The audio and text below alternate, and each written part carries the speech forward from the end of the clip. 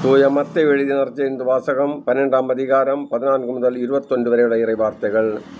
அக்காலத்தில் பரிசேயரோ வெளியேறி இயேசுவை எப்படி ஒழிக்கலாம் என அவருக்கு எதிராக சூழ்ச்சி செய்தனர்.